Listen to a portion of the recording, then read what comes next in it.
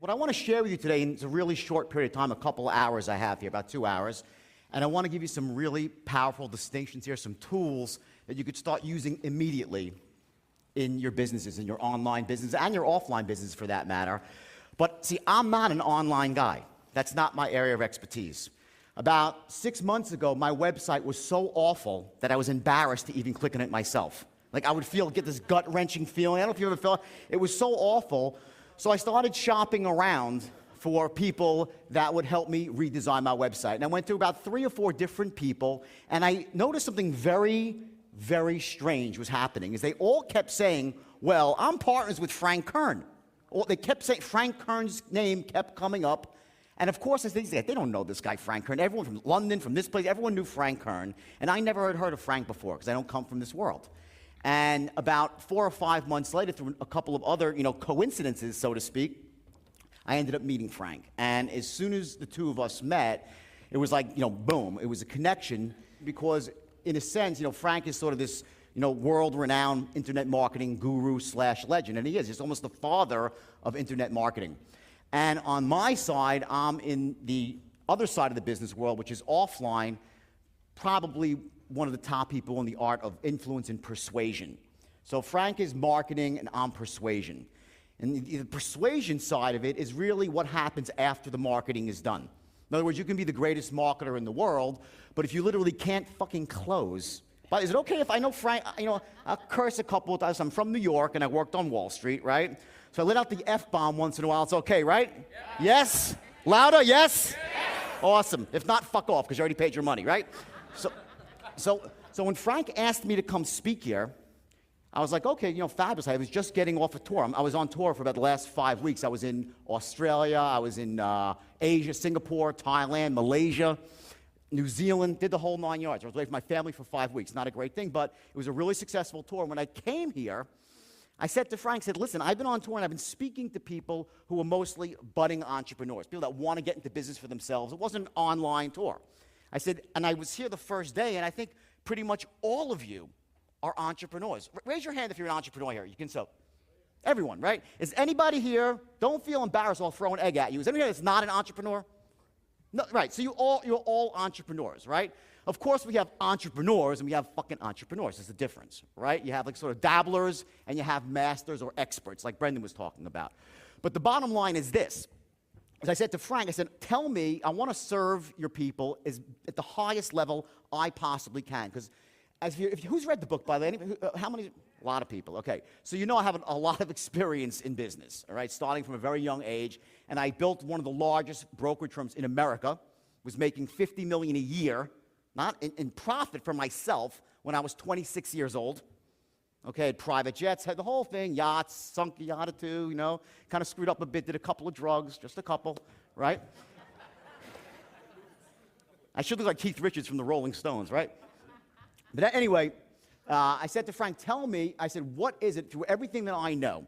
I said, give me the top 3 reasons, the top 3 things that hold your people back from achieving massive wealth and success. And it took him about 4 seconds to give me the first one. And I'll tell you what they are. I'm going to write it down for you. Number 1, or number 3 actually, because the third reason, was overwhelm. And I was surprised when he said it. He goes, it's overwhelming. He goes, there's so much info out there. There's so much opportunity out there. There's so many different things you need to be competent at that people tend to just say, shit, what do I do first? And they get overwhelmed, so they do nothing.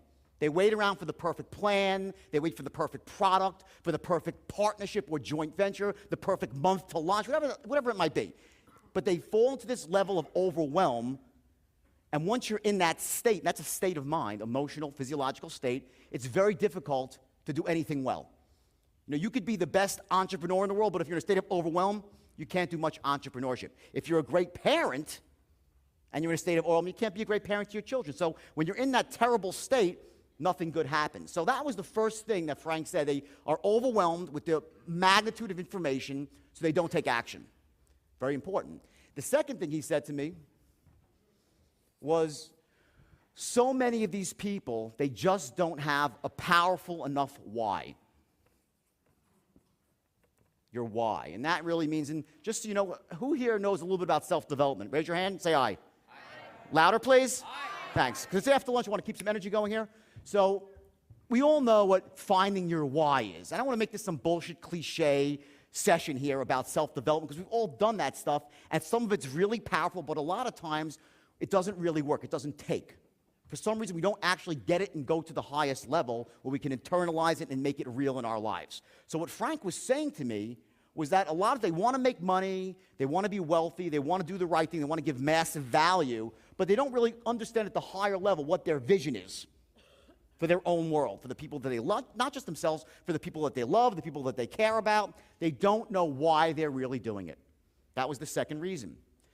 And the first one, which is the most compelling of all, and what it just so happens I am probably the world's foremost expert in, is Frank said, most of the people, no offense, he said in an avuncular, nice way, he goes, a lot of these people, and I'm going to use Frank's exact words, they cannot sell their way out of a paper bag.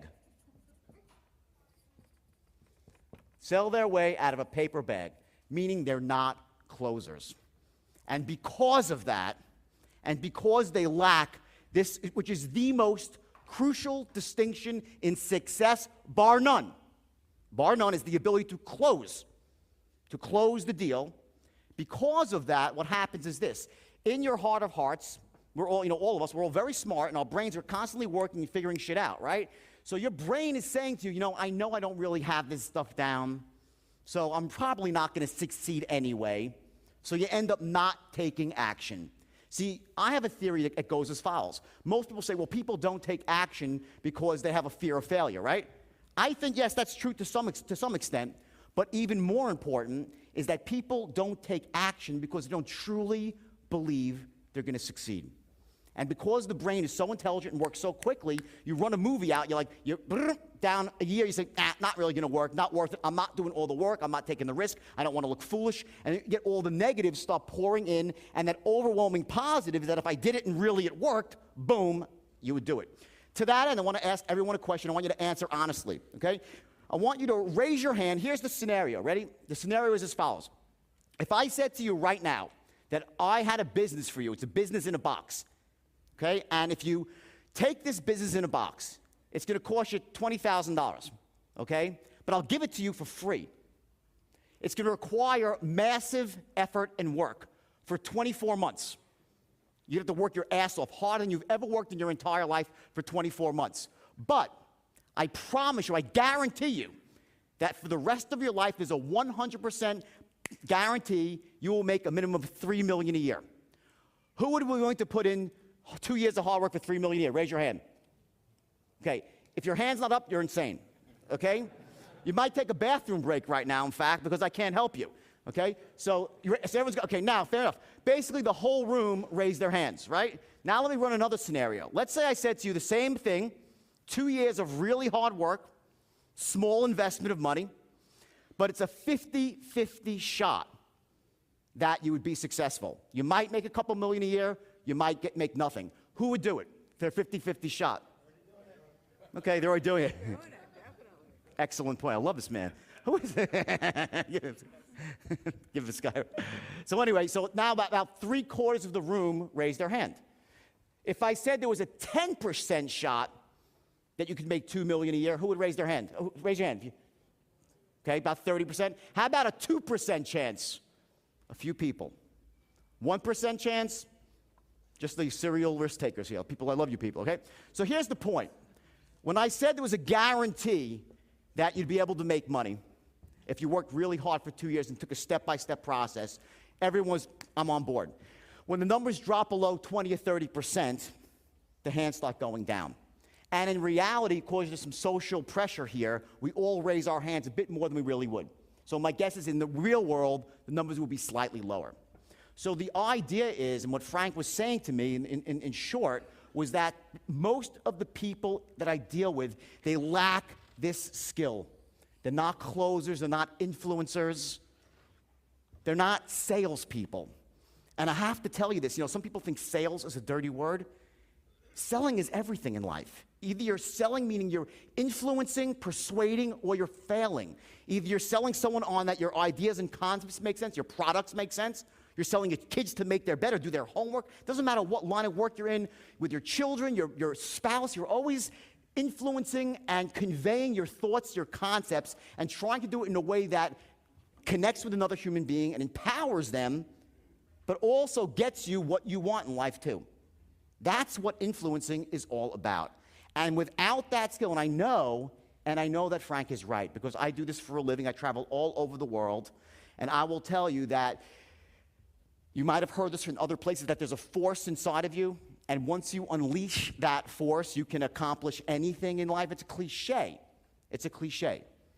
But here's the deal. There actually is a force, and the way you wake it up is by influencing one person first. And who's that?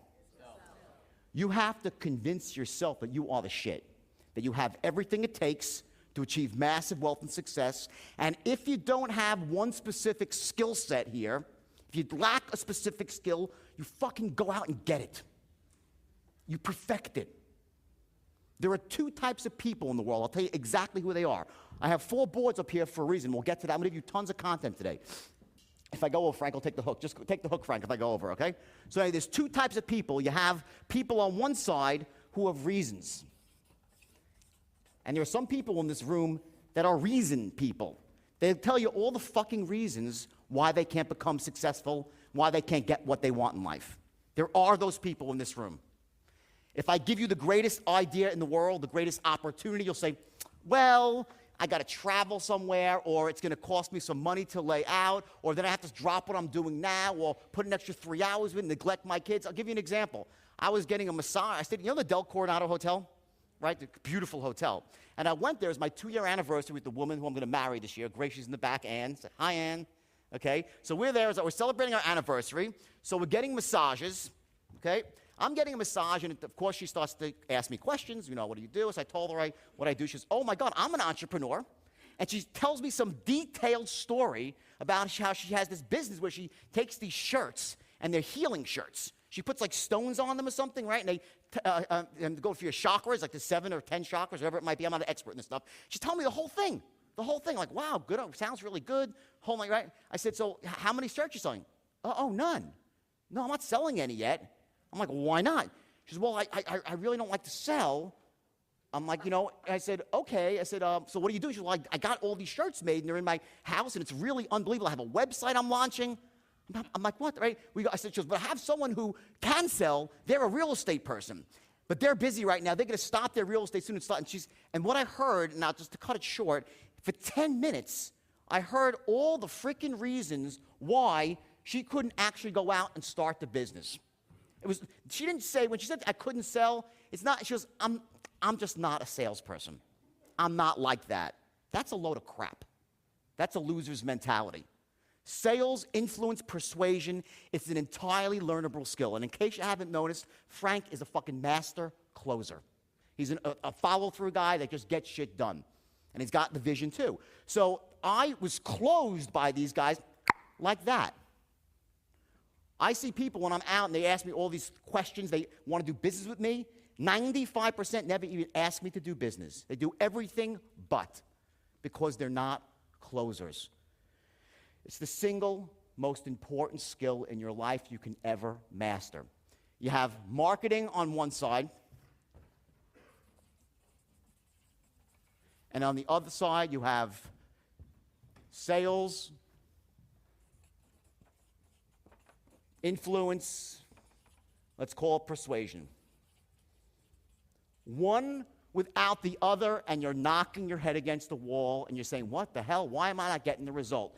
You could have the best marketing out there, but if you can't sell anything, you got a problem. There's no close in what you're putting out into the world. People just don't buy. A couple will, not many. Conversely, with sales, you can actually, in the absence of any marketing, still make money as sales. It's just really fucking hard. You got to bang your head against the wall. You got to bang on doors. You got to constantly cold call. Everything is cold, right? The idea, though, is to go hand in hand, to have a kick-ass marketing program, which Frank has given you, and it's unbelievable. I went through it, and it's ridiculous. And to be able to actually take that and fucking close.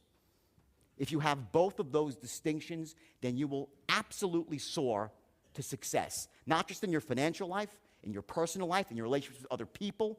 It's ridiculous. So when I made this decision to stop what I was doing, okay, or wind it down tremendously, I was going to be on tour all year, all over the place. I was going right back, to Australia, then back to Asia, South America, and I cut it down because I said, you know what? With Frank and Trey, with their expertise and mine in my area, how could we possibly lose?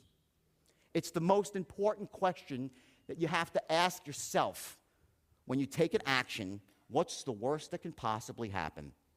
And it's also what you have to remember that's on the mind of every person you're trying to influence. What is the worst that can possibly happen? We're fear-based creatures.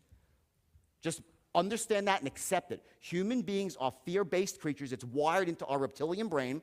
We'll always have this downside movie we're playing. When you're trying to influence somebody, not only do you have to create the massive upside and show the value, you also have to eliminate the downside risk too, or minimize it, mitigate it. So when they run the parallel movies, boom, logically and importantly, emotionally, it makes sense to close. Makes sense to everybody? Yes? Excellent. So here's the deal. So today, what I want to really focus on here is persuasion. Persuasion. We'll touch a little bit on marketing here, but you guys get that at a very high level from Frank, Brent, people like Brendan. So I'm going to focus on persuasion and give you as much as I can in a very short period of time. Now, I'm going to be holding a longer seminar here in September, okay? And I hope I see a bunch of you there, the people that want results versus that have reasons. But for right now, I want to give you something that you can use instantly, like in your business, like starting Monday or Tuesday, because it's Memorial Day, right? So Tuesday, and you could start making massive gains in what you're doing. So here's the deal. In order to achieve mastery in business and in life, especially with money and success, you need to understand this, that you have two worlds that you need to operate in. You need to operate, firstly, in the inner world, which is what goes on right between your ears, right here, the inner game of wealth and success, and I want to talk about it in terms of persuasion. I said before, the first person you have to persuade is who? Yourself, right? Fair enough. Now, there are certain basic concepts that you've probably heard before in terms of the importance of being able to manage your state. Raise your hand if you've heard that before. State management, important, right? Okay, this goes back, state management, to the beginning of time. Before Gladiators, in the movie The Gladiator, he bends down and he picks up some dirt and starts rubbing it in his hands and gets himself into a state for war, to get ready to fight. Every time in that movie he has an anchor he's firing off. He puts dirt in his hands. Indians would put war paint on their face to get themselves into an emotionally charged state. So I didn't invent state management here. What I'm telling you is this: it's fucking crucial to be able to trigger the right state in the right moment for influence, persuasion / sales. There are 3 states that you need to trigger when you want them. Not always, but in the key moments when it really matters. When you pick up the phone, when you get that first moment face-to-face, you have to be in the right state. So I'm going to show you some ways to do that and what those states are. Next is your beliefs. Also, something, of course, we've heard before. Basically that, we are the sum of our beliefs about what the world is, how we operate in the world. And I look at beliefs like this. We have, of course, the empowering beliefs that lead us to wealth and success. And we have the disempowering beliefs that lead us to poverty, misery, and failure. We all have limiting beliefs which hurt us. And in the end of the day, you're always held down by your lowest level limiting belief. It's the one that's at the bottom that stops you. Imagine a Ferrari. You have a Ferrari. It's a beautiful, like Frank's beautiful, was a red Ferrari, right, Frank? It's a beautiful red Ferrari, right? So it has this beautiful chassis, this 455 horsepower engine, 12 cylinders, 4 valves per, capable of 300 miles an hour. Who knows how many miles an hour it can go, right? But if there's a governor on the engine stopping the flow of gas, it's not going over 55. That's what a limiting belief does for you, or does to you. It stops you from charging forward when you should and causes you to slide backwards and move backwards when you shouldn't. There are 3 core beliefs, 3 of them, that you need to have as an entrepreneur. If you have the opposite, which would be the limiting form of that belief, you're fucked. No offense, you just are. Because you will end up charging away when you should plow forward, and you won't move forward when you should. You'll sit there in a box and say, what the hell? You'll be nervous, and I'll get to that, what those beliefs are. I don't have time for all of them. I'll get to at least one of them and show you how to break it right here in this room. So that's our beliefs. Next, we have what's called your thermostat, or your standards in life. Thermostat or your standards. And your standards, who's heard of this? Raise your hand if you heard it. Say aye. Great. Very basic concept here, but what I want to do now is take these things to a new level and apply them directly for persuasion. How you use this shit to actually become the best persuader you can possibly be. So we have this issue of standards, your thermostat, where it is that you feel comfortable in life, especially financially. Everybody has a different level. Me, it's very, very high. As you know from my book, if I'm not making 8, 10 million a year, I'm saying I'm fucking not, I'm desperate at what I do. I'm running 1,000 miles an hour to get to that $10 million a year mark. That's it. Other people say, what are you, crazy? If I had $500,000 a year, I'd be thrilled. So what your standards are, essentially, are the things that you must have in life. So financial standard would be a certain amount of money. An emotional standard might be a certain amount of peace in your life, a relationship with another person, whatever it might be. And there are people with, again, high standards and people with very low standards. The beauty of this room is the fact that you're sitting here means that you already have your standards at almost, if not the highest level. So typically, it's not what's holding people in this room back. Other rooms, different. You have high standards. What's holding you back from getting what you want in life is other things. But we're going to hit on standards anyway because I want you to understand the power of it and to make sure that if you ever see yourself sliding back down and dropping your standards for any reason at all, how devastating that could be to you going forward. Because here's what happens. We have a thermostat, right? And it's set for a certain amount of money. Let's say it's for $1 million a year. And if you go on for a long time and that's your thermostat, 1 million, but you can't hit it. Because let's say you're missing something on the you're the worst, as Frank said, you can't sell your way out of a paper bag, so you can't get to this point. After a while, your brain starts saying, fuck this hurts too much, and you lower your standards. You say, I'll be happy with making $200,000 a year. So you lower your standards, and all of a sudden, if that doesn't work, you lower them again and again, and before you know it, you're operating like one of these people who's no longer an entrepreneur, but's ready to go work for a fucking paycheck for $40,000 a year and work 40 hours a week, which is fucking insanity to me. That's the danger of dipping your standards even a little bit, because you never know when disaster is going to strike. This shit happens in life, right? You're walking along the street, bam, you get hit between the eyes with a lump of shit, right? It just happens. And if you're one of those people that's going to say, fuck it, I might as well just settle for less, you're done. So you have your standards. Next thing, and the last thing on the inner world I want to focus on here is actually focus.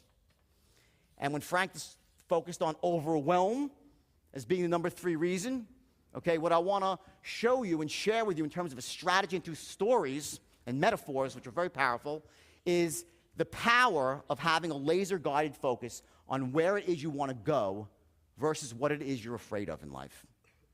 Focusing on where you want to go versus what you're afraid of. Because you end up going where you focus. So many people, it's called living in the problem versus the solution. So we're going to go into that in intimate detail. Now, let's go to the outer world. That's all what happens right here. Now, when I give a seminar, like a real 3-day seminar, I cover all this in a half a day. This is not like a long, drawn-out process. Boom, boom, boom. We do it ninja style on steroids to show you what you need to be practical in the real world. I spend 2.5 days on the outer world of success. Okay? And these are actually your strategies for influence, sales, and persuasion. Okay, and this is actually it's the outer world, okay? Put it on top. And in the outer world, you have sales / persuasion, influence, right? You have marketing, which is offline and online. Both, by the way, if you can't just be an online marketer without paying any attention to the real world, what's going on outside the internet, right? And lastly, I want to talk about entrepreneurship. These are actually the skills and the strategies that you need to leverage from being a single man shop, doing everything yourself, or working with just one or two other assistants and outsourcing? How do you actually take what you have once it starts to work and literally hit it out of the park? And lastly, and I don't have time for it today, one thing I do talk about also is something called MSIs, and these are multiple streams of income. After you become wealthy, this is part of an overall formula for big wealth, not just a few, but for 10, 20, 30, $50 million, is that once you start making money in your core business on the internet, you want to then start diversifying and leveraging in real estate and other multiple streams of income. So we'll get to that. If I can touch on it, if I have time for it, we'll see.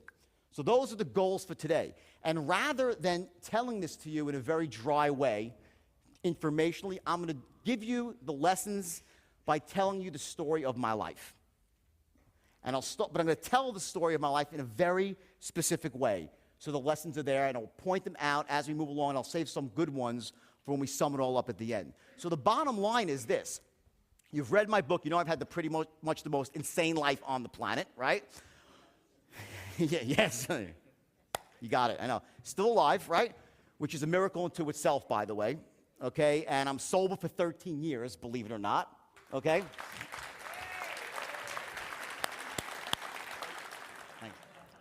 So let me start from the beginning. And I was basically a born entrepreneur from the time I emerged from my mother's womb.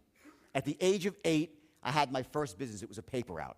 And I was literally knocking on doors, expanding my paper route. Now, when I do an entrepreneurship seminar, not for internet marketers, I tell a story about, how I was overcoming fear and knocking on doors and whatnot. And I talk about how I ended up expanding it and selling the business. But I want to focus on something a little bit different here. What really carved my niche in the paper route business at the age of 8 was something that my next door neighbor, who was an older guy, 40 years, a man, my friend's father, he gave me a piece of advice. And he said to me, if you're knocking on doors, here's what you got to do. He goes, follow around the other paper boy who's delivering the competing paper and knock on every door that he drops a paper at. This was what the man said to me. He goes, because if they're buying the Newsday, they'll also buy the New York Post. So the idea of don't sell shit to people, don't buy this sort of stuff, right? I was like, okay, great. And I started doing that, and I exploded my paper route. It was my first mentor at the age of 8. It was pretty cool. And I did amazingly well with this paper route, and I sold it at the age of 10, made my first big fortune of $35 at the age of 10. Cashed out, okay? Because my mom was getting pissed at me because I was so obsessed with knocking on doors. I wanted to keep making more money, right? Next thing I did at the age of 10, I started shoveling driveways after snowstorms. I grew up in New York. Anyone from New York here, by the way? Any New York? Bunch of them. Awesome. Round of New York's round of applause. Right? Who's California? Anybody? More California. I'm from both, okay? I'm now living in California. I grew up in New York. So anyway, after snowstorms, I go out with a shovel, and I grew up in a poor neighborhood. I grew up in a wealthy neighborhood about a quarter mile. I walked out with my shovel, and I'd shovel, knock on doors again, $20 per driveway. I'd make $100 on a snowy day. I did amazing for like 2.5 years, and then fucking Al Gore, before he invented the internet, he also invented global warming, and that fucked me up too, right? All of a sudden, it didn't snow for like 2 years because of Al Gore, right? So he was young, but he said Al Gore's fault, right? So no snow, I was out of business, right? So I said, well, okay, I can't do that anymore. I was watching TV, and I saw a magic show on TV. I became obsessed with becoming a magician. So here's what I did. I went out. I didn't actually become a magician. Not first. I put an ad in the Penny Saver for $25, saying $25 children's parties, the amazing Belford. I didn't even know how to do magic tricks yet. But I went out there, and I had my mother she made me like a hat, like one of those things, like a Harry Potter hat, right? And I got a cape and the whole thing, right? I put this, and the phone started ringing off the hook. Now I had to learn magic. Remember what Frank said, just fucking do it? That's what he was talking about. So I actually went out and did this, and then my father was like, I'll go get you some magic tricks. And I learned magic afterwards. But what I did is something very powerful, acting as if. Now, if you saw the movie Boiler Room, the guy worked for me. He, was lightly based on my firm. Okay, those kind of a fun movie in some ways. But when Ben Affleck was saying, act as if, right? That's my lines from my thing. And I didn't invent those either, but I was using them back in the 80s. And I'd say, act as if you're a wealthy man, rich already, and you will become wealthy. Act as if you have unmatched confidence, and you will become confident. Act as if you have all the answers, and the answers will come to you. I want you to act as if. I told my guys who are mostly in their teens and early 20s, thousands of salesmen, I would say act as if, because you generate the emotion that way. You get yourself into the right state that way. And when you're in the right state, you can access your resources. See, if you're in a state of overwhelm, which was the number one killer that Frank talked about, if you're overwhelmed right now, everything else that you have, every talent you have, every experience, every resource, you can't access it. So the idea is, by acting as if, was getting yourself into this resourceful state so you can then do what you do best. So I did that with magic, and I started, I learned how to do a few tricks, and I was successful. Did it for 2 or 3 years, a bunch of kids' parties. I could still make balloon animals and stuff. In fact, Pam, who you met yesterday, how great was Pam, by the way? Give Pam a round of applause.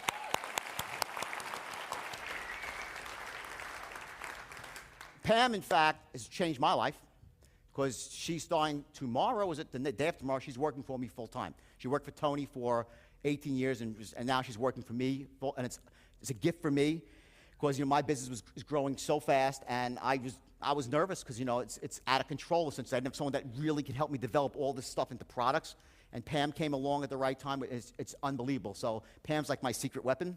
Well, it's really, I look at her as my partner too. She's just amazing, as is her husband Chris, who's back there. So anyway, I go there acting as if, right? So now I do this for a couple of years, make some decent money, and then I have my first big hit when I'm 16 years old. And what it is this. I go down to the beach one day. You New Yorkers know Jones Beach, right? It's a huge beach with thousands upon thousands upon thousands of people. And I'm down there one day, and it's 92 degrees, really humid, and people are bitching and moaning as they're walking up to the concession stand, which is really far away. You got to take like a half-a-mile walk up to the boardwalk, right? So I'm like, fuck. I said, what if I just brought down some Italian ices and chipwitches and some stuff right down to the water's edge? I'd make a fortune, right? Next night I went home, and Yellow Pages back then, that's what it was, and I found an ice cream distributor. I go down with my car, don't know a thing about this. I buy a styrofoam cooler, and I load up with Italian ices, chipwitches, fudgicles, Milky Ways, and Snickers. Put a slab of dry ice above it. I go down to the beach, and in 1 hour, I sold out my cooler, and I made $100 in 1 hour. My friends back then, I think minimum was like $1.35 an hour. I made $100 in an hour. So the next day, what did I do? Well, I already, for some reason, and I'll tell you where I think I got it later, I had some pretty high standards, a pretty high thermostat. So I didn't say, this is a good way to make $100 a day. I went and bought 4 coolers the next day. And I went down to the beach really early, and that day I blew them out and made $400. And literally, my life changed forever because of that first experience of really going out there and kicking butt. I was like, oh my God, for the rest of my life, I will never, ever work with somebody else again, ever. I'll work for someone else again. Never, I'll always be my own boss. It became a patent impossibility for me to work for another human being. So I did that for a couple of years, and I put myself through school that way. I did not come from a wealthy family. I came from a poor family, but a really good family. They were good people. They did not have the entrepreneurial mindset. I'll get to that later with some of the lessons. So what happens is this. So my first year, I go to college. Now I'm like, okay, I need to make some more money here. What should I do? I said, well, let me try to leverage this a bit. So I had my mother in the morning. She'd be buttering bagels for me, right? Because people didn't really buy ice until 10:30. The sun started coming up. So between 9:30 and 10:30, I would sell buttered bagels for $1.50 a piece. It would cost me 30 cents. Free labor from my mother, slave labor from mom, right? Great lady. And then I went out and I bought these puka shell necklaces. I went down to the jewelry district on 14th or 15th Street in Manhattan. 50 cents a piece for these shell necklaces. And I hired 3 kids that were 13 years old, and I trained them how to close.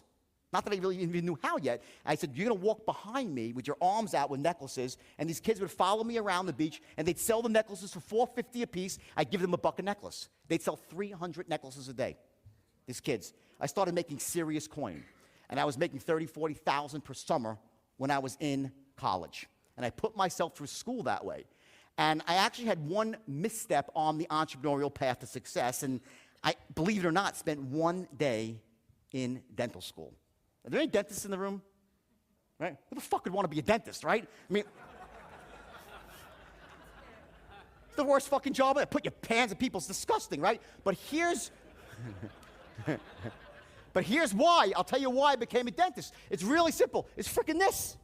We could always trace back the problems, the mistakes, and our successes to our beliefs. My mom, wonderful woman that she is, she's still alive.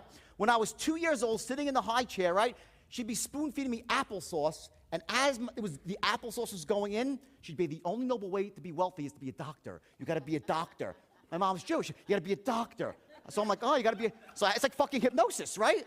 So it's true, right? So my mother, I got to get off the stage. So my mother, right, because it's a big room. So my mom keeps hypnotizing me with the fucking applesauce, right? So now I graduate from college, and if you would have said to me when I was 21 years old, what do you want to be? I'd say rich. I didn't know what I really wanted. I wanted to be rich. It was about money. So I had that voice in the back of my head that we all have, and it was saying, the only noble way to get wealthy is to be a doctor. You got to be a doctor. So I said, well, I'm not going to be a fucking doctor. That's 14 more years of school, and I want to be rich now.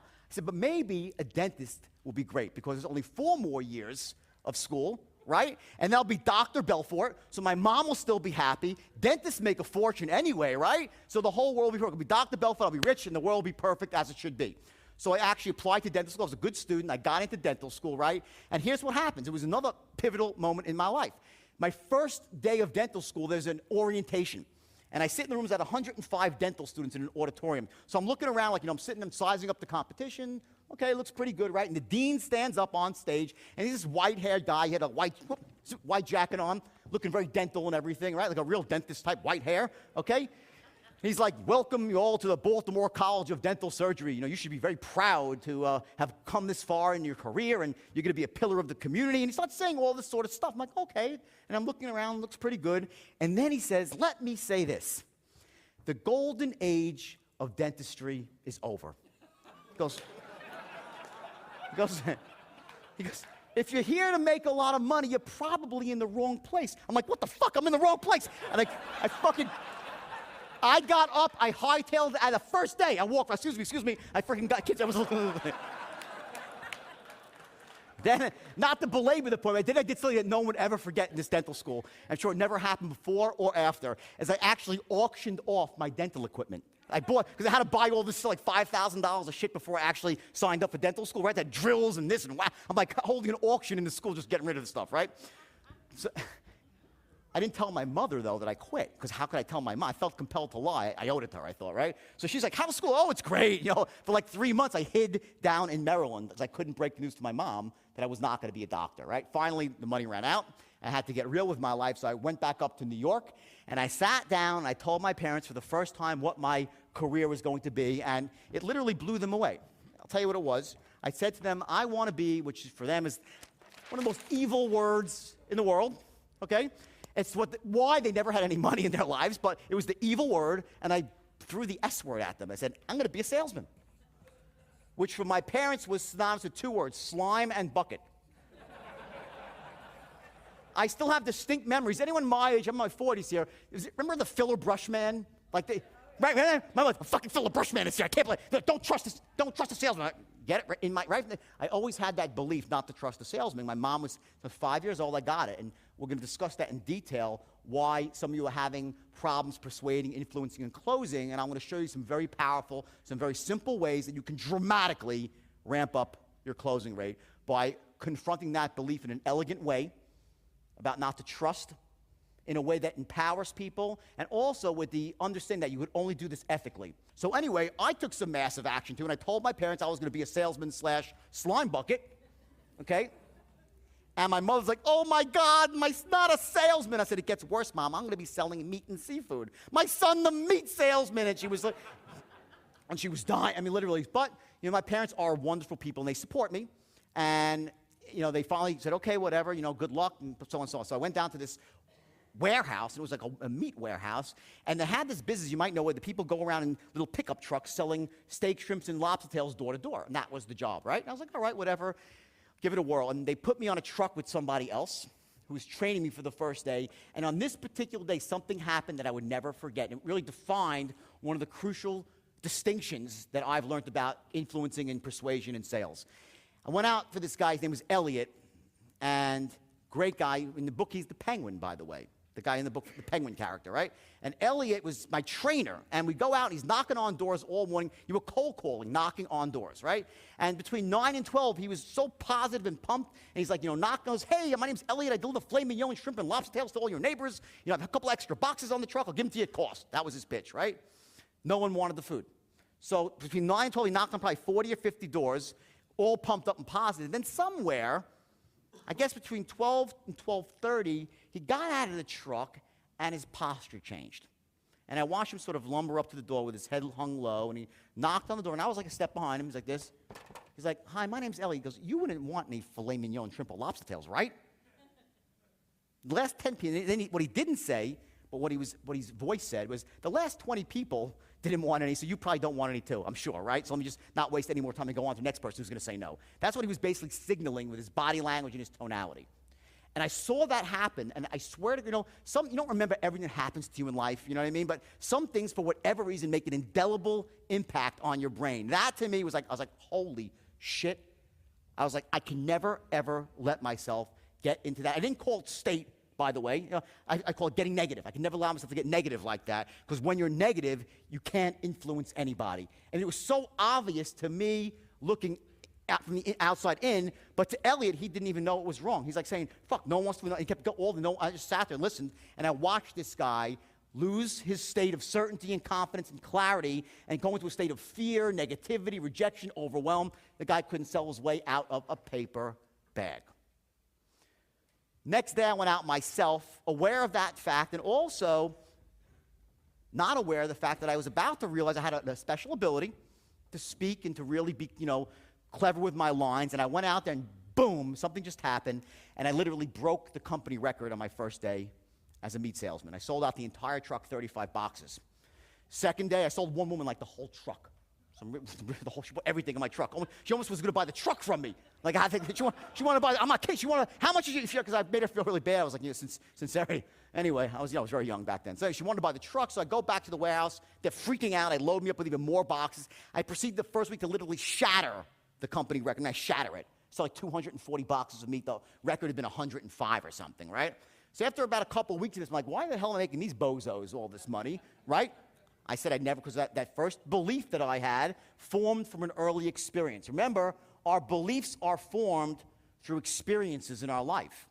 Some of those early experiences that you might have been subjected to by your family, by your peers, by the school system, all these things get inserted in our brains like computer viruses, and they fucking destroy us. And they stop us from getting what we deserve. These malicious viruses. So the idea is, what do? You get a reboot and get them the fuck out, the viruses, right? Well, the bottom line is I had this belief, which is an empowering belief, that I should never work for someone else. So instantly, what did I do? I acted on it. I had a belief, I acted on it. And I said, I'm going to buy my own truck. I went down to the meat market, made myself a freezer box, started going door to door myself. And I launched a company called Manchester Farms Meat and Seafood, because it sounded good. Manchester Farms, it sounded good, right? Anyway, I do really well. I buy a second truck. Then I buy a third truck. Before I know it, I realized, wow, not only can I sell myself, but I can train other salespeople. When I just started talking to salespeople, and they were looking at me, I knew I was saying stuff that was connecting with them, and I started developing this sort of loose system about what it meant to motivate people without knowing what I was doing, how to get people to close. And back then, it was mostly about tonality. I had this ability, I could hear, I had a good ear for tonality, for closing tonalities and influencing tonalities. And I started developing this sort of unconscious system, meaning that it wasn't out and where I could write it down, but I knew what to say. I trained within 8 months. I had 26 trucks on the road. I became a millionaire. And I was just turned 22 years old. I was already a millionaire. So I went out and did what all millionaires should do. I bought a beautiful red Porsche, okay? But even what more is I leased the Porsche. I figured, well, I fucking pay for it, right? I leased the Porsche. I started living really well. I had a ton of money in my pocket. But in fact, I was making every classic mistake that first-time entrepreneurs make. I was growing on credit. I was overexpanding. I was undercapitalized. I wasn't keeping track of certain operational distinctions, all right? When I say I teach in entrepreneurship on day 3 of a program, what I mean is I literally dissect what it really takes to actually be successful in a business. Because I had the sales shit figured out really, really quickly. That's only one aspect of it when you're in business for yourself. So I didn't know this stuff. And again, you don't know this stuff coming out of the womb, right? You have to learn it.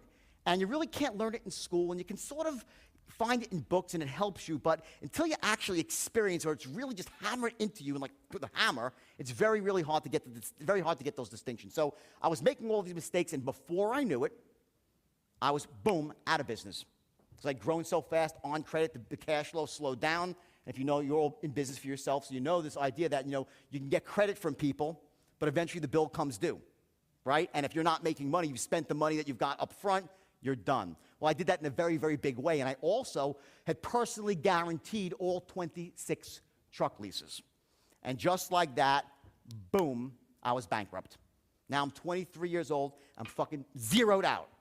The saddest day up to my then life was when the tow truck came. They literally towed my little red Porsche away. It was like a tear trickling down my eye, and I sat there, and I was married to a great girl, my first wife back then. She was a lovely person, and, I was like, oh, my God, what am I going to do? I'm broke, I'm married, I literally had nothing. I was down to, like, my last $10.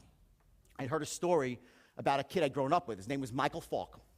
Probably not in this room, but Michael Falk was sort of the kid, and the reason I asked that is because he was the kid everyone picked on growing up. He was like the kid that never showered. The kid that never showered in your neighborhood, terrible acne. His family was really weird and shit. That fucking kid's weird. You don't want to go to that house. It smells bad. That was Michael Falk, right?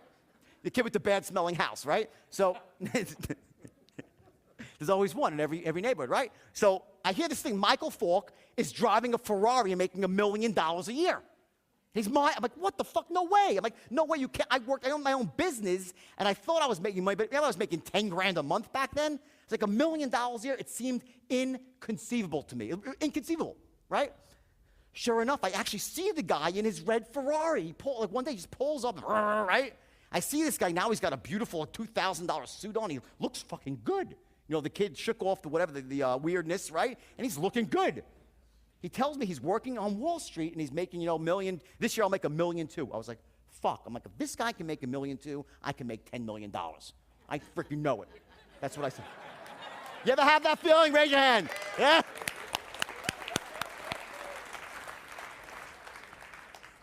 So I actually went down to Wall Street, okay, on the heels of personal bankruptcy.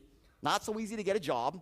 Just declared personal bankruptcy. I look on the application. Have you ever declared personal? I'm like, fuck. Yeah, yesterday, right? I checked the thing off. All right? So I go in there, and I literally went. It was a big, prestigious firm, and I literally sold myself a job. I went in there, and I just went in there with such certainty and confidence and used everything I'd learned up to that point in the meat business and influencing and just, saying, I'm the hardest worker. I will close harder. I'll be the biggest salesman. You have no idea what I'm capable of. And the guy, his name was Stephen Schaffman. He had something very prophetic. He said to me in response, he said, well, I don't know. He goes, either you're going to be the biggest broker in Wall Street history or you're going to end up in jail. That was right on both accounts, right? That was fucking genius. And he gave me the job. And that was the first time I ever entered the Wall Street boardroom and heard the mighty fucking roar, and I was blown away. My book starts there on my first day of Wall Street. I enter it, and they say, you're lower than pond scum, which is how I felt, because I just declared bankruptcy, and how I was treated, because it was like the military. Sign this, step to the left, shut up, and dial, and smile, and dial, and don't pick your head up till 12 o'clock. That was the rules, right? And I did that, and I heard these guys on the phone. They sounded good. But I knew I could sound, I just knew. I said, I can do better. And I said, I'm going to work hard. I had this amazing drive because I guess I was almost embarrassed about my failure, going bankrupt. And I just felt this overwhelming intensity that I didn't care about any of the shit in my life, because there was shit in my life at this point. I was so broke that I was rolling up nickels, dimes, and quarters with my then wife to pay for shampoo. We couldn't afford shampoo. It's really fucking expensive, by the way, when you have no money, right? You ever been really broke? You're like, fucking $12 back then. It was a lot. I couldn't deal with it. Nickels, dimes, and quarters. On weekends, I'd go to the beach when it was warm out, and I'd sell ices to try to, supplement my cash flow, because I was getting paid $80 a week to work at this firm in the training program, and it was costing me $130 to commute. So I was getting worse and worse and worse. But here's the irony. The irony is that as bad as my life was financially, I was fucking thrilled. I was totally happy. You know why? Because I knew exactly where I wanted to go. I had a clear vision for my future. Not a goal. See, I believe in setting goals, but goals in the absence of a higher vision and without a powerful why are fucking worthless. It's the stuff of failures. People that are serial goal setters, we set goals, we let them go in 2 seconds, and no one gives a shit anymore. In 1959, Earl Nightingale, you know the name Earl Nightingale? The Strangest Secret?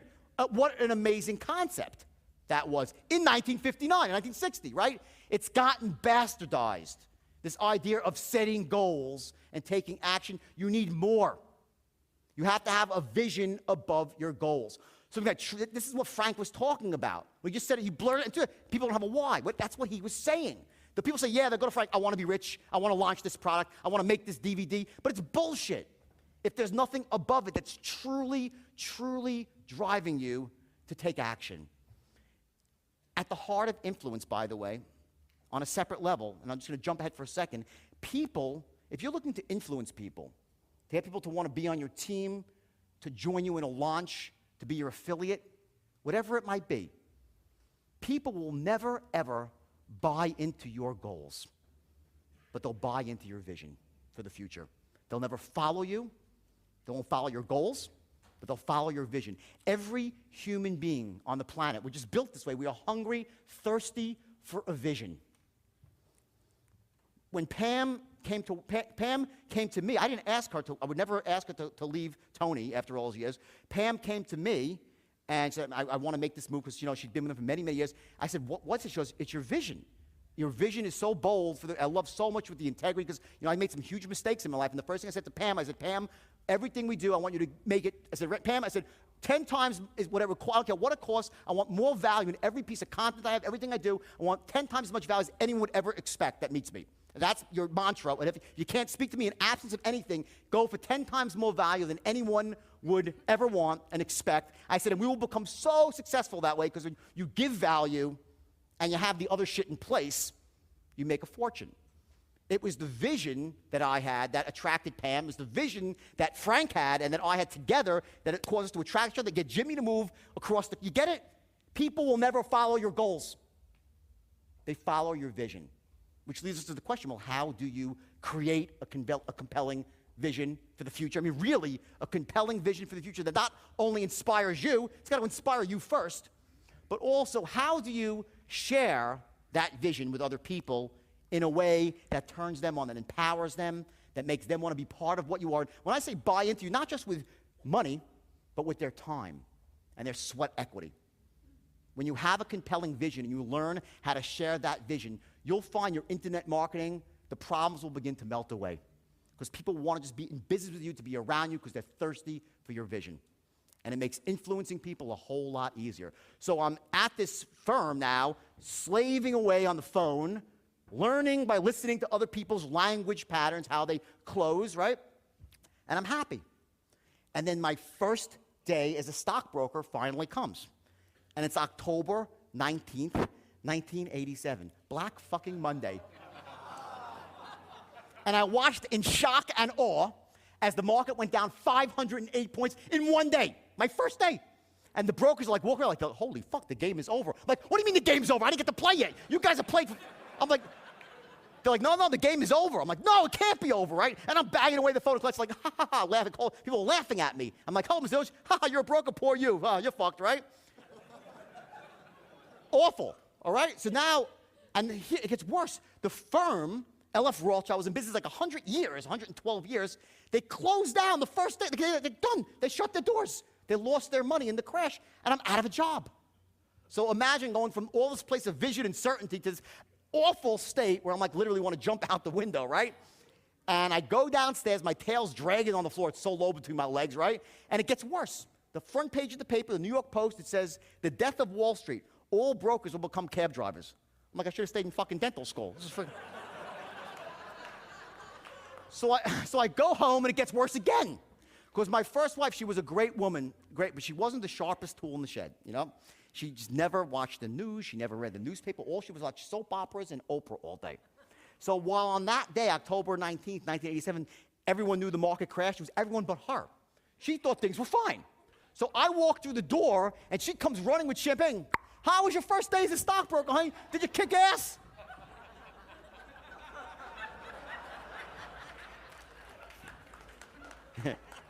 We divorced shortly thereafter. So there you go. Actually, a little bit later than that, but I literally collapsed. I'm like, what do you mean no? And I collapsed in her arms, and I started to cry. And I got to this point in my life. It was like that point, and I know we've all been there. And, I've had some really, really, really, really, really low lows in my life. And some that would, maybe broken. Some people in this room are probably not others. You would have overcome what I overcame too. The worst part of my low points is I had no one to blame but my fucking self. See, when I was at my lowest points in my life, it was self-induced, self-inflicted pain. I made mistakes. I'd blown some gifts from God. I'd blown some strategic decisions that I'd made that were right on the money. I'd blown up some, inventions that I come up with that revolutionized Wall Street on the sales side, and I blew it all, and no one to blame but myself. So anyway, the market crashes, I go home, right, and I take that knockout punch like that day, and I'm like, I didn't think I could go on. I did not think I could go on. Now I was, 23, broke, and I had no hope because it looked like the economy was going to be, they were talking about a depression back then in '87. It was just awful. So I took the punch for about 12 hours, and then I realized I had to pay the rent. Rent money was vibrating in my mind, and I had to do something about that. So I picked up the help wanted section of the paper, and I was looking for anything but brokerage. No one was hiring. And I stumbled upon, just by sheer chance, an ad for stockbrokers. But it wasn't on Wall Street, it was in Long Island, which was kind of odd because, Wall Street's Wall Street. I didn't know that much about the market back then. And I walked into this firm, and the second I walked in, I'm like, geez, what the hell is going on here? They were selling penny stocks. Now, I didn't know what a penny stock was. Conceptually, yes, I knew it was a stock under $1. I didn't know what the context meant, what it was all about. And the things I noticed in the firm were three things. Number one, there were no computers on the desks. Number two, the people dressed like shit in jeans and flip-flops. And number three, they were lying their asses off on the phone. They were ridiculous pitching, hyping bullshit. They were just hyping and bullshitting people. And it was like hard on, because I came from a big firm where you have to do things a certain way. You can't lie. You have to hedge yourself and, use certain language, which I'll show you, that is very powerful and influencing but not illegal and not unethical, right? And they were just lying outright. And I'm like, holy Christ, how could this even be legal? But sure enough, on the wall is, SEC member, NASD member. Right? I'm like, okay, whatever, and it must be legal. So, what a fucking rationalizer, right? It's a great power, isn't it? We're all great rationalizers. So anyway, we can justify anything, and I'll get to that later if we want. So I walked in, and I was so broken. The guy explains to me the commission structure. I'm like, wait a second. I'm like, the commissions were huge. Like, if someone sent in $1,000, you would get to keep $500. Versus on Wall Street, where I was trained, if they sent in $1,000, you'd keep $10. So I said to him, let me understand. So I get someone to send in $500,000, I get to keep $250,000? He's like, no, it doesn't work that way. Because rich people don't buy penny stocks. I said, why? Because they just don't buy them. They're not going to risk their money on this shit. And that didn't make sense to me at the time. It just didn't make sense. Kind of like that people would go buy a dog training thing online, okay, that some guy dictated in for $20. But they fucking do. Some shit just doesn't make sense, right? So I was like, all right, well, whatever, fine. I'm so burnt out on failure. I felt like a serial failure, right? Like first the meat business and now the market crash, right? I failed, stamped on my forehead, right? So I sit down behind the desk, and they hand me this stack of, here are the companies you can recommend. And I picked one which seemed like the dog with the least fleas, right? And it was called Arncliffe National. I still remember it. It was a cosmetics company that was just getting into business. They just signed a deal with Revlon. And when I was done, so I deal with Macy's to distribute there, right? And when I was done writing my script, I'm a really good script writer, right? It sounded like fucking Revlon, this company. It sounded really, really good. And it didn't even have any lies in it. What I was doing was I was using metaphors and associations that the chairman had been a VP at Revlon. They just signed a contract with Macy's. And through this very clever strategy of language and hedging, I created the perception of massive value for Arncliffe. Okay, and I wrote this whole pitch out, and the biggest trade in penny stock history was like $4,000 or $5,000. That's the biggest trade ever, because you were dealing with average moms and pops. They weren't calling rich people. On Wall Street, they called rich people. Here in the suburbs, when you're selling penny stocks, you're called people with little or no net worth. First call, I pick up the phone, I start going, and as I'm talking, I never pitched a stock before. The words start flowing out, gushing out in torrents, and I know it sounds really good. I'm like, I just get into a state of absolute certainty, and the words start flowing, and the kids start coming out, like 8 kids, and they start listening to me. They're all gathered around me, right? And I ended up closing the guy for $5,500, my first trade, and I got to keep $2,750 for myself. And I was like, wait, it's good and bad. What happened next gets a little complicated. So anyway, I closed the guy, right? And I'm like, Jesus Christ. And all the kids like, how'd you do that? We know you sounded different. And I was using what I'd heard at the bigger firms and applying it to a different market. They'd never heard these words before. And I had my own style and flair for it. And over those 6, and I started making massive money, $50,000, $60,000 a month right away, and built myself up a nest. I got myself out of debt. My life started changing. My wife had nice jewelry. We had a beautiful Jaguar. Things started to improve. And about 8 or 9 months later, the opportunity came for me to open up my own brokerage firm. Someone approached me, and at first I was reluctant because I'd had that failure in the past. And here's a very important lesson for all of you. If there's one thing that you take away from today, one lesson, besides the fact that you got to learn to fucking close. Please, just don't forget that. But besides that, there's one other lesson, is that we as human beings, everyone in this room, you, me, whoever, we are not the mistakes of our past. We are not the failures of our past. We are the resources and capabilities we glean from our past. Fundamentally, the single greatest difference between people who are succeeding in life and those who are failing is people who are failing in life, not just in finances, emotionally, in relationships, they hang on to the mistakes of the past and they dwell in it. Versus people who are succeeding in life, they can look back at the past and use them as lessons. Okay, that's the key.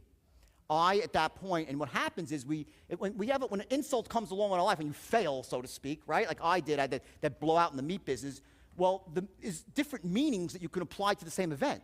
You know, one possible meaning was, hey, you know what? I went into business. I didn't know some of this stuff. I wasn't taught how to be an entrepreneur. I was a great salesman, didn't know the other side, and I paid the price. Now I've learned the hard way, so I know what not to do anymore. We all know. Ask any person who's rich, they'll say, I've learned more from my failures. Who's learned more from their failures here than we all? It's obvious. You learn more from the bad shit than the good shit, okay? It's when the things are, I learned more from blowing out in the meat business than anything ever, from that one single failure, okay? So, but the problem was, that's the empowering meaning. The disempowering meaning that you can apply through language is, maybe I'm not entrepreneur material. How many of you have ever felt like that in your life once? A bunch of you. You get to that. It's to this day. Just, to this day, that voice, it's still always there. You always have that little angry, that nasty voice telling you what you can't do, what you're not capable of, what you shouldn't try.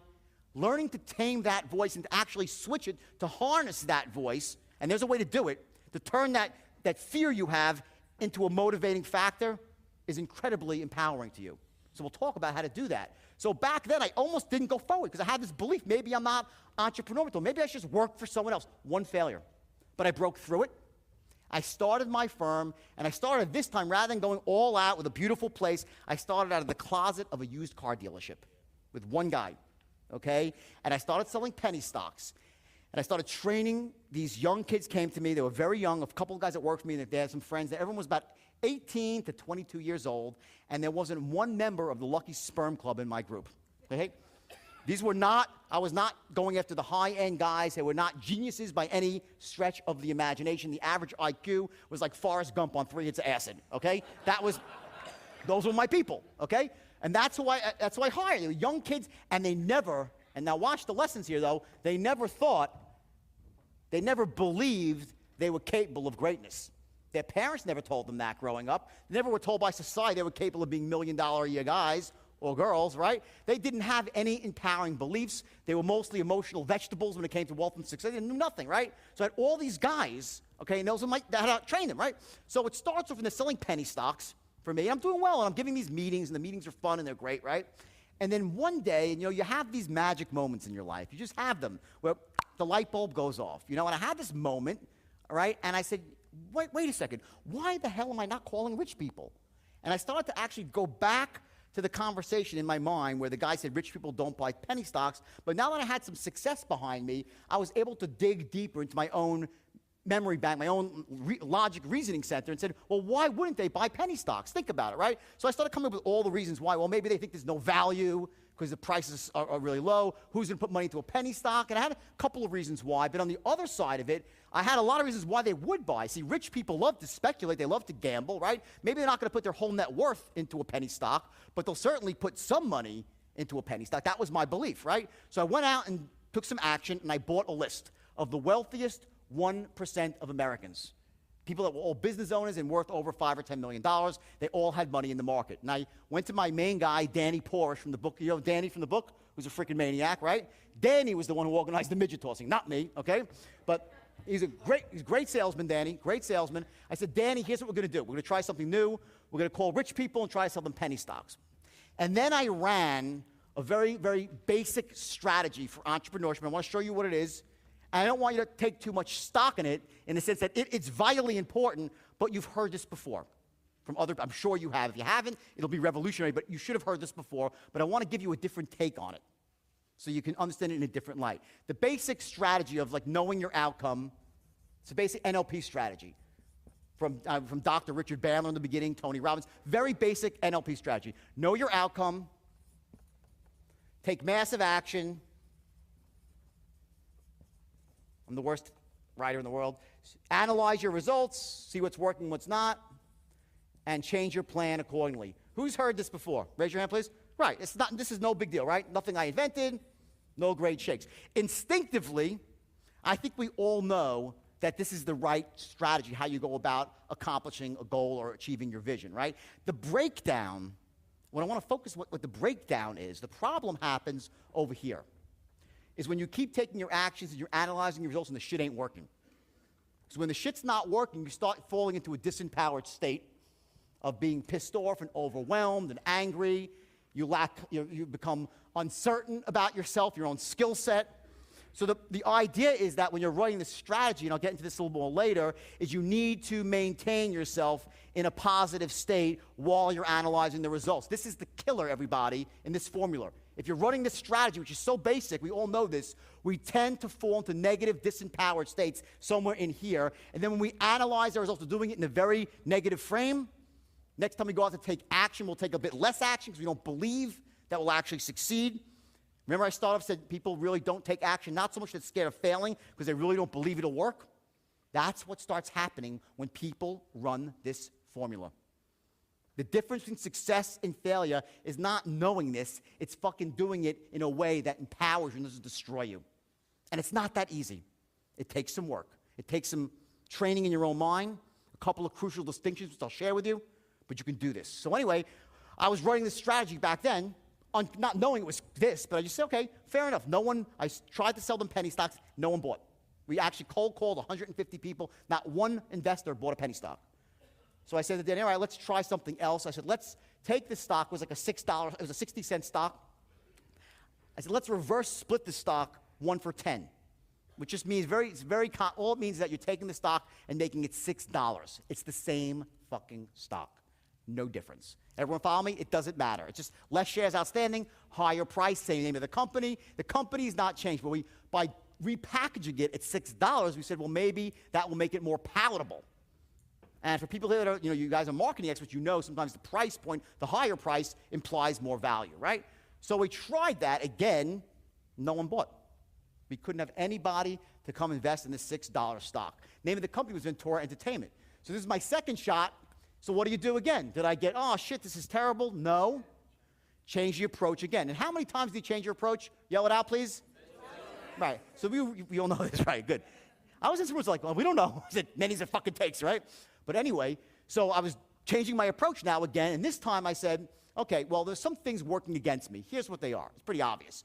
And I had Danny as a sounding board. I said, number one, they don't know who the hell we are. No one's ever heard of Stratton Oakmont back then. Now they all know Stratton Oakmont, right? Number two, they don't know us. We're strange. We're not their local stockbrokers, right, offering them a deal.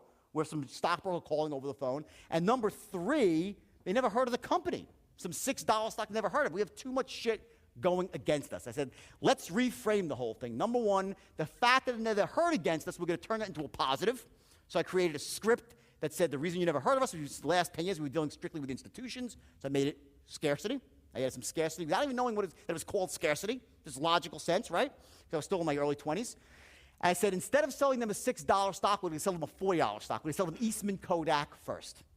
We're going to sell them something that they've heard of before, a name they respect, and we'll eliminate some of the negatives from the equation. And that's precisely what we did. I wrote a script for Kodak, and it was a great script because the story of Kodak was amazing. They were in litigation with Polaroid.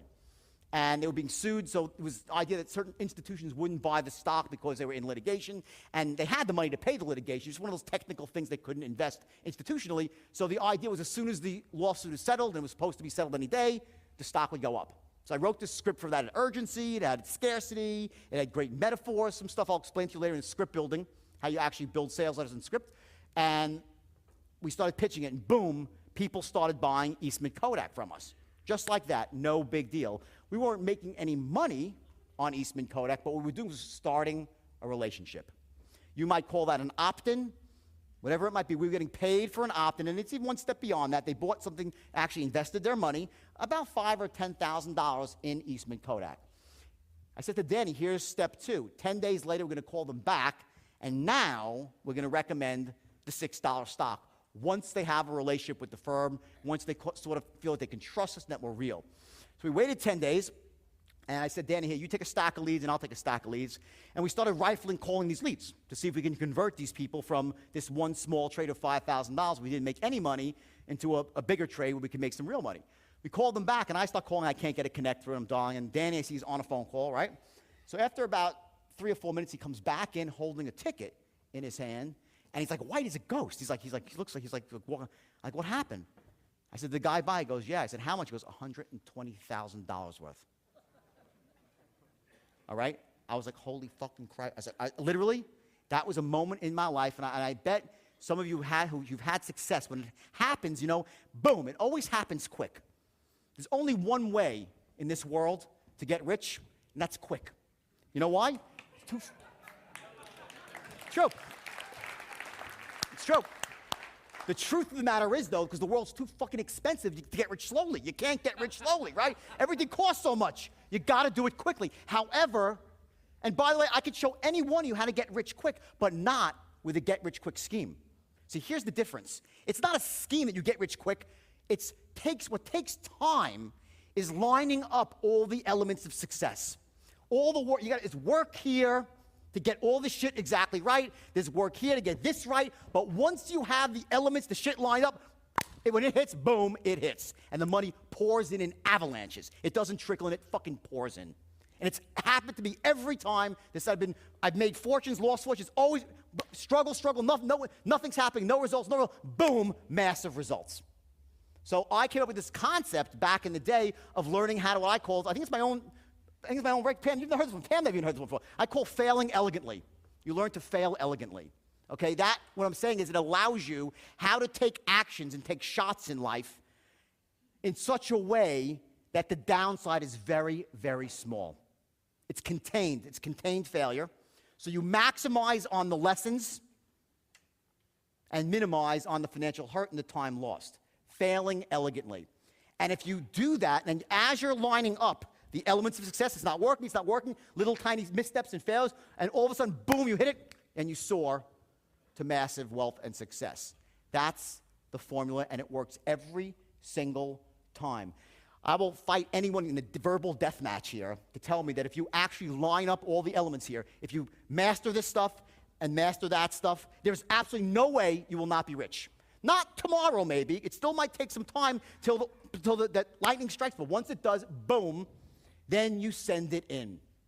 And that's when you work double hard with double the intensity, and when that window opens, it never stays open forever. It doesn't. The window opens and it shuts. I'm at a point in my life right now when my window's open, wider than it's ever been.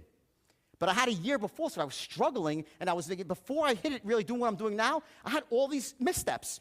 Still making money, but not getting the result I wanted. So I just kept changing my approach. And I will tell you, my partner, my future wife, and she'll know that I wasn't always able. Just so you know, I was not able to always do this. A lot of time I was angry, pissed off, and negative. I'm not a robot. I am, and nor are you, and you will not be able to avoid this. What I'm trying to say is this, is that while we can't avoid feeling our feelings with human beings, at least to understand what's really going on inside, that as soon as the initial shock waves off, you can pop yourself back into a resourceful state and take action. I'm not saying to become a fucking robot. We can't do that. But the idea is to become aware of what really it is that screws you up from taking the right resourceful actions again and again and again and stop it. So you feel crappy for a while, but it's contained and you move forward. So anyway, at that moment that Danny handed me this ticket, I had paid $2 a share for the stock. I had made $80,000. He sold the guy 20,000 shares of a $6 stock. I made 80 grand in one phone call. And I was like, oh my fucking God. And I saw the whole thing. I saw the future before me. And I looked down to the room. There was 12 people there with these old wooden desks because I hadn't made any of the mistakes I made with my meat company. It was lean and mean all the way. Lean and mean. I was making nothing but money even while I wasn't hitting it. And I said, Jesus Christ. I said, I knew it. I saw the future.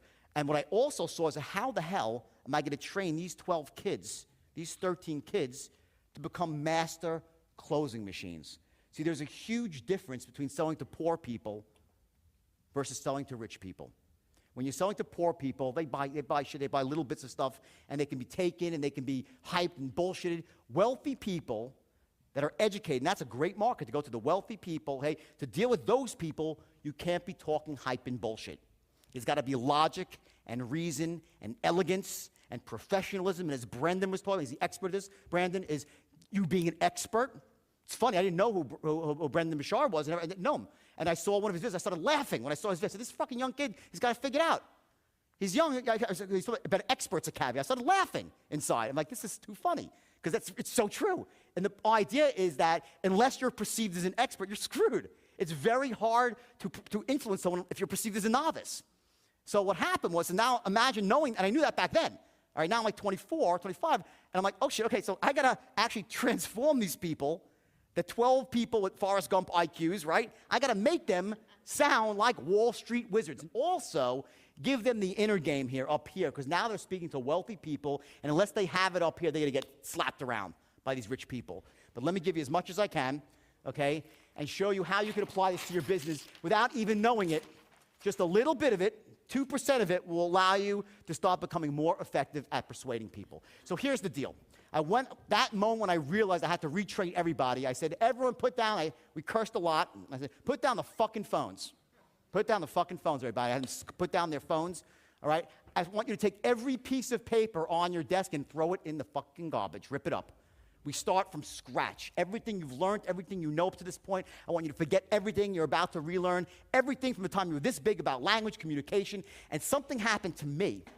And I popped into a state of such certainty where I was channeling. I believed that I was really channeling stuff from somewhere else because I started having access to knowledge. And who's read the Think and Grow Rich? Anybody here? Which is, if you haven't read it, read it. It's by Napoleon Hill. It's a fabulous book. It's one of the first, I think it's the first book I read on wealth and success. Changed my life in many, many ways. Okay, an amazing book.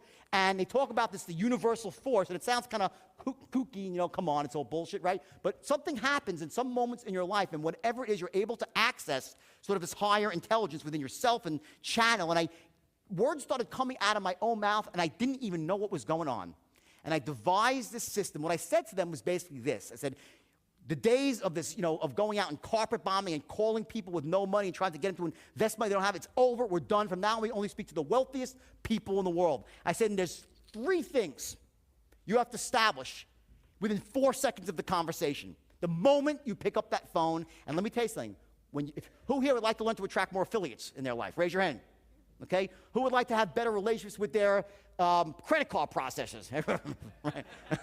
I said to Frank, I said, what's the worst thing? Fucking credit card processor. That and the affiliates. And 3 or 4 things that were core things that people could instantly have more success with. I said there's 3 things that have to be established.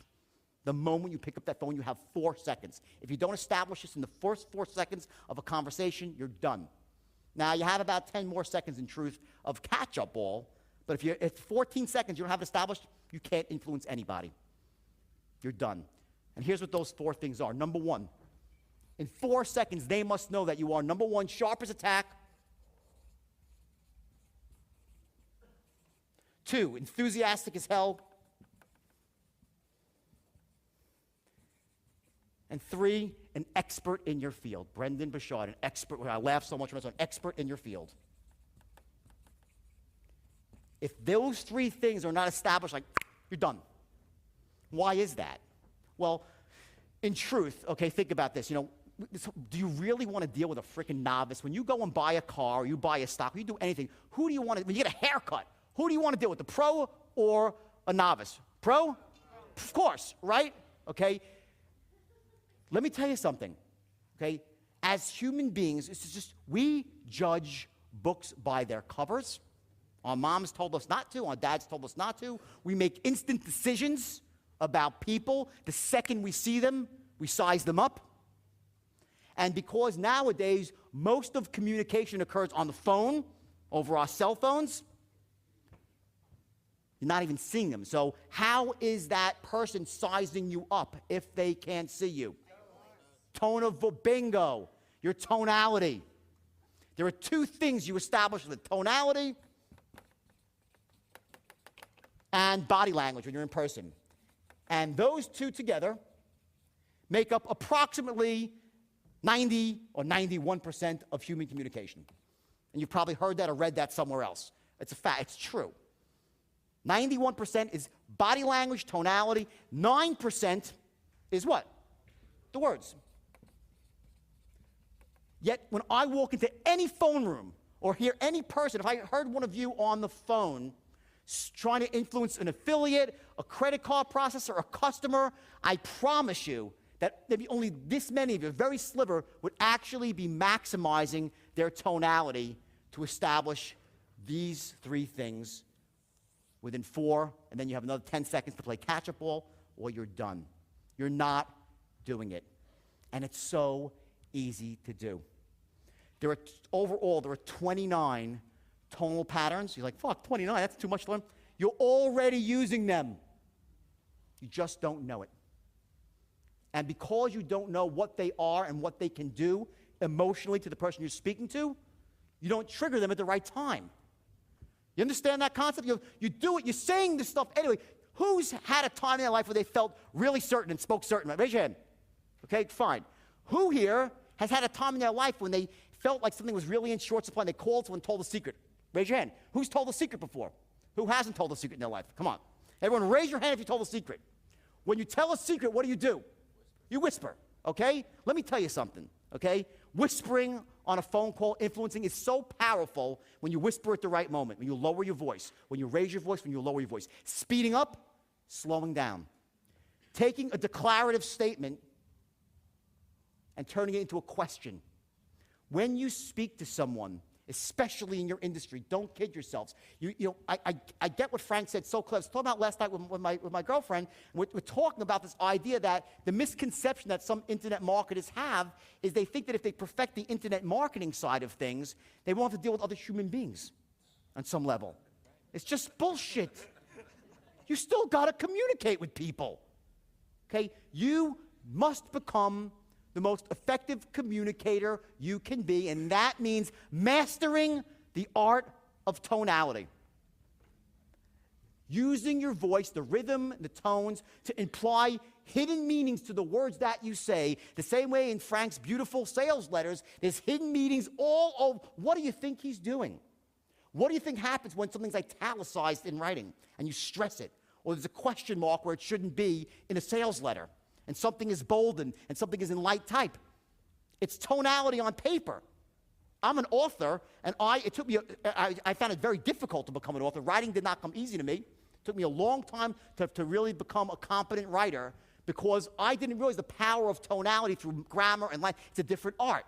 But once you master the art of tonality, influencing becomes really, really easy because the words, the language patterns, are there. I'll hand them to you on a silver platter. The language patterns to influence are there. Some of them border on hypnotic language patterns. Some of them are very basic and just cut to logical ways the brain works. Some cut to emotional reasons why people take action. But the language patterns are easy. What people don't pay enough attention to is what really influences people, which is tonality. And secondly, your body language. Here's the irony of body language. When it's in person, people start sizing up in 1/24th of a second. They did a study where it's a brain machine where they can actually see what's happening as you see a new person. And they saw, boom, 1/24th of a second, it's up and down, huge spike, and you're down. The brain calculates that fast in body language. So when I teach people how to become effective influencers and closers, it's not about becoming some hard-charging, cliched salesperson. Sometimes that's called for in some industries, but more often it's not about that.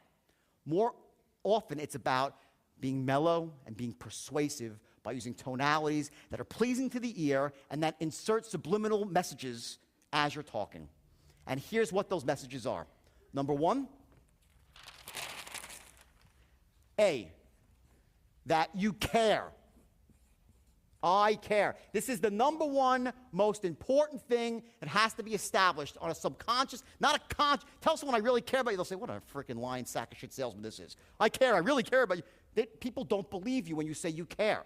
Ultimately, when they know you, yes, you get to that point. The way you establish that you care about someone is through your tone of voice. From an empathetic, sympathetic tone used in precisely the right point of an oral presentation. And you can, and someone, they won't even know why, but people will feel, wow, this guy really cares, this girl, she really cares about me. So number one is you have to establish that you care. Number two, that you're just like them. People associate, people make decisions, want to do business with people who are like them, not who are opposite of them. When you go out and join a club, a country club, or any organization, you don't say, wow, this is really a great place. There's not a soul there who's like me. No. You go and say, wow, everyone else is a cool place. They share my interests. They're just like me. So you join, you associate. When you're trying to influence somebody, okay, the perception has to be, I'm just like you. Now, the mistake most salespeople make, okay, and what I'm getting at here is something called, starts with R. Anyone want to guess it? Rapport, right, which is a word we all know well, which is the most misunderstood word in the English language in my book. It's ridiculous. What people think constitutes rapport is often repulsive. You know what repulsive means? To repel. I don't mean like you're repulsive looking, okay? But you can either be repulsive or attractive. You know, who knows repulsive people? Raise your hand. We all know repulsive people. What is it about them that's repulsive? Is it usually their words? More often than not, it's their body language and their freaking tone of, you can't even talk to them. And other people, yet, when they talk to you, they have what's called charisma. You just you're attracted to them, you want to be around them, you want to do business with them. Some people say, well, you know, Jordan, and here's a reason. People with, I don't have charisma, it's not who I, shut up. Get some fucking charisma. You can learn. That's bullshit. That's the bullshit story. Anybody can learn to have charisma. Because it's a bit of body language and tonality. That's it. And not saying stupid shit, okay? But mostly, it's about body language. Don't tell me you don't have charisma. I'll teach you to have charisma. It's not some magic frickin' bottle, okay? It takes a little time, but it's not. And with charisma, it's fucking simple, everybody. Tonality, body language, without saying stupid shit. So what I taught my brokers, okay, and I really didn't even know this. Is like now I have it broken down so mathematically because what happened many years later is when when the book came out and the movie was announced, I started getting offers to come speak all over the world. And I was like, shit, well, they was like, we want you to train our salesmen, train us to become closers all over, like Deutsche Bank, Goldman Sachs, Credit Suisse, our Royal Bank, and biggest brokerage firms in the world, then companies like Symantec, I mean, huge companies. I'm like, fuck, well, they want me to, we need 3 hours to you to teach. I'm like, 3 hours? I had these guys captive for years. See, what happened was, so I started teaching these guys the straight line system. And I'll show you visually what the straight line is. I called it the straight line because out of sheer frustration, like every morning I'd give a meeting for about an hour. And every afternoon I'd give another meeting for about an hour and a half. Every day for 5 years.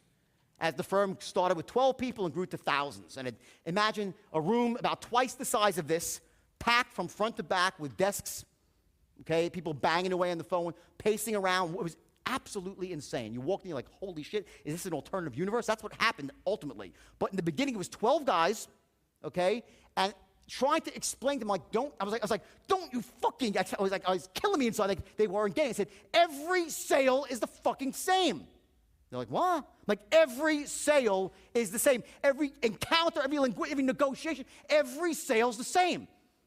I'm like, watch, it's a fucking straight line. Here's your open here. And I was like, that's how frustrated I was. Like, here's the open, here's the close, right? Now, there's going to be every sale, they'll try to go off the line, right? They'll here and here, below and above, right? These are the boundaries. You will not allow the encounter to go outside the boundaries. And that is called what? Controlling the sale.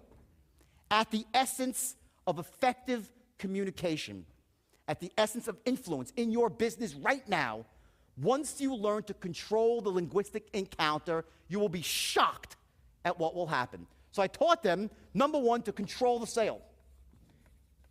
Here's the perfect sale, where they agree with everything you say. From the first word you utter, they're on board with you. They're saying yes to every question you ask. Perfect sale. How often does that happen? Not too often, right?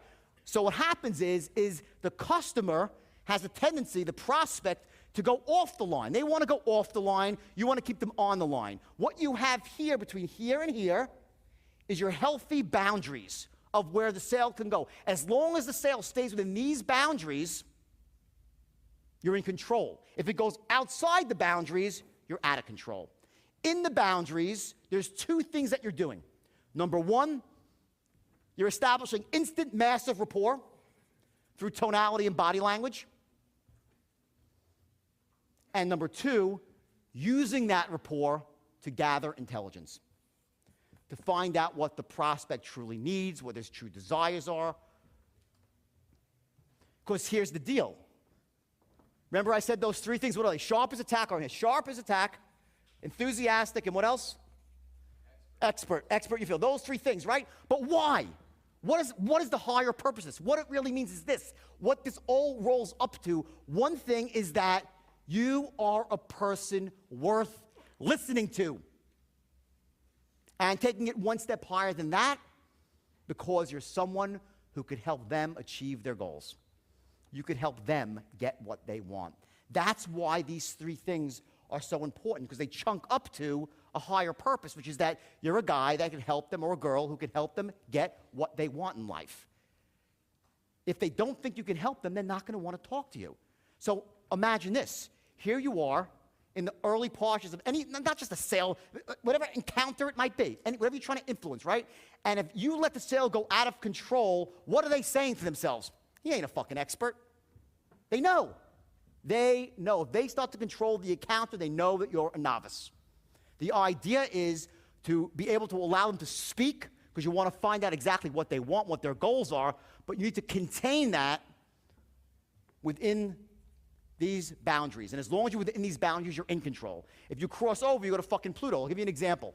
People think that rapport is like if the guy starts talking about hunting in the countryside, you'll spend an hour talking about fucking hunting, right? I've heard some phone calls when the guy goes, oh yeah, well, they're talking about a trading system, right? This internet-based trading system, right? And back and forth it goes, and the guy's qualifying the guy to see if he has money or whatnot. He goes, so how long are you thinking about becoming a trader for? And the guy says, oh, about a year or so, and I have this place up in the countryside, up in northern England, and so on and so forth. And the guy's like, oh, really? Oh, my God, I love hunting. I always go for, and they start talking about fucking hunting. For like 10, 15 minutes, they're talking about hunting because the salesman thinks that's how he's getting rapport. Bullshit. There's no rapport there. The guy knows you. If you have all this time, what does that mean? You ain't that busy, you're not an expert. Okay, when the key to state management and influencing 3 states you need to learn to trigger at will. Certainty, clarity, and conviction. The 3 states. The way you do it, and those of you who've been through any NLP training, okay, the easiest way, the most surefire way is through anchoring. Okay, I can't do it right. I don't have time to do it right now. If I could, I would. Just don't have the time to do it. But the important thing to know is that I have taken anchoring for myself, my own life, to a different level through sense of smell. And I actually add smells. Frank freaked out when I walked. He goes, what the fuck are you doing? I said, because I took a snort of, not cocaine, but I took an actual, I've associated certain smells with states I want. It's the most powerful, and I show you how to do that in the longest time. I just don't have time here, but it's incredibly powerful because nothing brings you back to a state like your smell. It's like a whole new level of anchoring. And once I did that, it's really, really empowering. So anyway, that's why state management is so important. Certainty, clarity, confidence, courage, the C's, right? Super important, right? So anyway, now I change my state, and I start saying, look, woman, I'm so sorry, ma'am. Come on, I tell her my life story. Next thing, she's laughing. And we end up finishing the call, and that was great. Of course, I got rejected for the fucking insurance. Anyway, who would insure my liver, right? But there are ducks everywhere. And I want you to nail this into your psychology here, because if you ever see yourself in a moment taking on a duck-like mentality, this sort of impossibility notion of what can't be done, you can't influence when you're a duck. Eagles are the ones who can influence. I went up for July 4th weekend to Big Bear. You know Big Bear, right? Not the nicest place in the world, but it's a decent place. We rented a very nice cabin in a nice resort up in Big Bear, and I wanted to take my 2 kids and rent jet skis. So I go down to the front lobby to rent these jet skis, okay? There's 4 jet skis in a dock. It's 12:20 in the afternoon. I say to the woman behind the desk, I said, excuse me, can I rent these jet skis? She's like, they're rented. I'm like, what? I'm like, but they're right. She goes, oh, no, someone's rented them. I said, for the hour? She goes, yeah, for this whole hour. I said, well, they didn't show up. I see the bill. I see it. The bill's growing. I'm like, wah, wah, wah. I'm like, well, she goes, well, I don't know. But I said, did they pay for the jet skis? She goes, no. I'm like, wait a second. They didn't pay for the jet skis. So they're just sitting there begging, I'll pay for the whole hour. If they come back, I'll bring them back. She goes, I'm sorry. I can't rent you these jet skis. It's the rules. I'm like, I'm like, oh, my God. Duck, whack, whack, right? I'm like, let me speak to somebody else. She goes, I'm sorry, sir. They're going to tell you the same things. I said, don't find me somebody else who can't think it can't be done. Find me somebody who just believes it's a possibility. She's like, hold on. So she starts walking behind this door, double doors. I said, stop, don't move. She's like, what? I said, don't go behind those double doors. She goes, why? I said, it's a fucking duck pond back there, more ducks. I said, go upstairs and find me an eagle. And anyway, the manager came back, the hotel man, I got my jet skis in a minute or two, because she's an eagle, okay? This is sort of the inner game, how it melds with the outer game of what your own business right now as entrepreneurs. What's your mentality? If you see yourself falling into duck-like mentality, you got to freaking break out of it. So I come up with a system, right, the straight line, okay? And so here's the thing. So here's the idea with influence. Ready? The idea with the straight lines who's read Sun Tzu? Sun Tzu, the Art of War? Every battle's won before it's ever fought, right? So that's the straight line. The idea is before we go into the encounter, before you call up an affiliate, before you make any move to influence, of course, know what your outcome is, but also know the things that you need to accomplish in the other person's mind to get them to say yes. There's only a few things. There's to influence somebody, here's what has to line up. There's 3 things. Number one is that they love your product. They have to love the product on both a logical and an emotional level. Logic alone is not enough to close a sale, and without logic, you get buyer's remorse and people cancel. You have to develop an airtight logical case and an airtight emotional case of why they should love your product. When you read a well-written sales letter, I read them, I'm like, I see exactly. It's very simple. They convince you the product makes sense for you in your own life, and the emotional side of it is that you see yourself using the product in the future and feeling good. It's called future pacing. That must occur. At some point, if you want to close someone, the people buy shit they don't really like. Well, they think they do with buyers. They think they like it emotionally, but they really don't, and they cancel. Well, you get complaints. But this has to line up. The second thing that has to occur, they have to trust and connect with you on unconscious and conscious level, emotionally and logically. They have to connect and trust you. And 3 is trust and connect with your company, who's behind you, whoever's affiliated with you. The idea of the straight line, and it's elementally simple. It takes a little work to master it. Few days, that's it. And then just making some mistakes out there in the beginning, you're still going to increase, like I said, the company, they dramatically increase their close rate. I mean, quick. But once you get elegant at this, it's ridiculous. You can, and ethical sidebar here. I used this, okay, and it was so effective that I took these 19-year-old kids and they made them multimillionaires, and they would get a businessman to send in $4 million for a stock they shouldn't buy. Millions and millions of dollars. Because with the system, when you fully understand the system and can use it, you can get people to buy things they shouldn't buy, to do things they shouldn't do, to take actions they shouldn't take. And I caution you now that I'll give you everything, the keys to the kingdom. But please, for your own sake, is only use this system to influence people that should be influenced. The idea is to have ethics and integrity in what you do, to help people to take actions they should be taking, to overcome obstacles that stop them from taking action, that stop them from making good decisions, using the straight line to help people break down the barriers that stop them from taking good decisions. There are so many people, my mom said to me, don't trust the fill a brush salesman. There's people walking around with a lot worse than that in this world, and they have these limiting beliefs about buying, and because they're there, they don't take action. They live in a fucking box and have nothing in life. They live in poverty, they live in negativity, they live in averageism. They don't live empowered lives. The idea, when you're using this beautifully and elegantly, is to help those people get the things they need by number one, developing these airtight cases of loving the product, trusting you in the trust your company, and get that corralled in a single moment in time.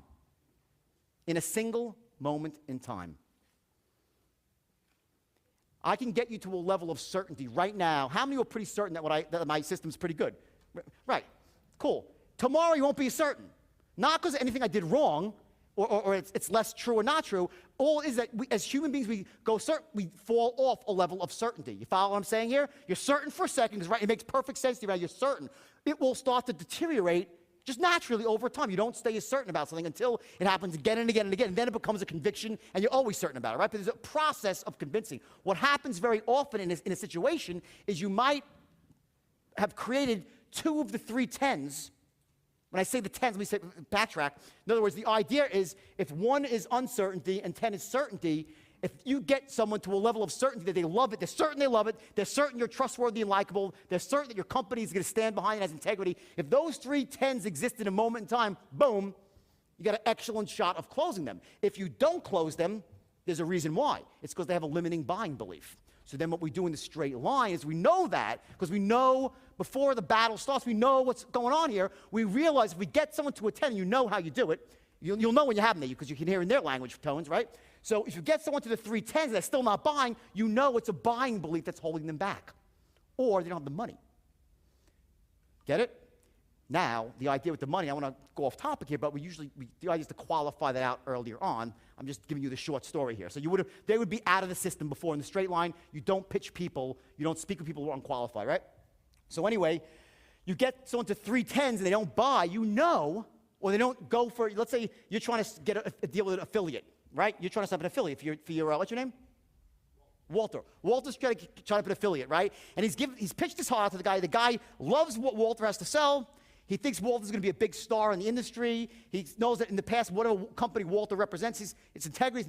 Everything sounds great, and the guy's still not buying. There's something holding the guy back, and it's typically a buying belief about doing business when he doesn't know and not trusting them, having a worse downside than upside. There's something, a belief holding them back. So what we do is once we establish the 3 10s, we then go through a process called looping, and we use very simple language patterns that any 6-year-old, this is so easy, people. It's really easy. You use and it had to be easy because my people were not like super salespeople.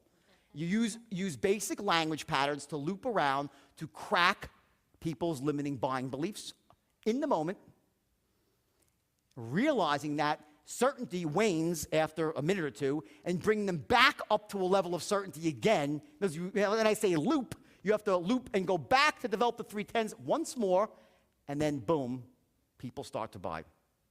That's the short story here of how you can influence anybody who is closable, to want to be your partner, to want to be in business with you.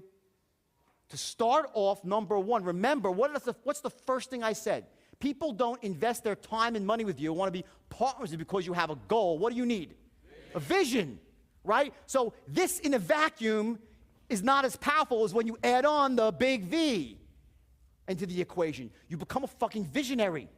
And don't tell me, oh, I'm not fuck you are. You're all visionaries. That's what?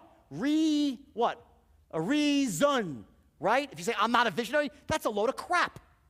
Every one of you is capable of being a visionary. It's not some little thing that's reserved for the select few. Every one of you is capable of being a visionary. You have to ignite it in yourself.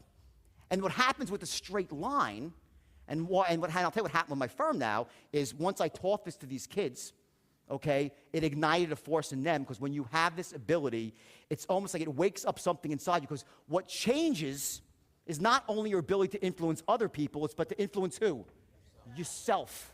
You start feeling completely different about yourself. And these kids went out there and they raised their standards. I would give meetings every single day. And I cracked their limiting beliefs. They would come in, their parents never told them to be rich, right? They thought they'd be working in 7-Eleven, these kids. I would say, the moment you walk through this door and you sit down behind this desk and you say the words I teach you, everything in the past falls off. You become as powerful as the most powerful CEO in America. If you pick up that phone, it's a weapon. You're a terrorist. And then I said, I went wild, okay? And I said some stuff I shouldn't have said. But the point is that the point is I'm a little bit older and wiser now, okay? But what I did is the first thing I did is I cracked their limiting beliefs. And these kids went out there and achieved things, and I inserted what was called a motivation strategy, which I do now more elegantly, and I know it. I didn't unconsciously. I showed them how to motivate themselves using anchors like pain and pleasure. And we've all heard of that before, but I took it to a much higher level. I did it at a much higher level, and boom, it worked. Ultimately, the mistake I made was very simple, and I'll tell you what it was. The system was incredibly effective to the point where it's still, today, it's still used all over Wall Street. Every big firm uses a straight line. If you look at my wall on Facebook, everyone's a straight line, this, the whole thing. I didn't even want to teach it. When I first started going, I taught everything but the straight line because I thought, it's people, they'll commit bad things with it. It's like, bull, it was my own limiting belief. The system's beautiful and elegant.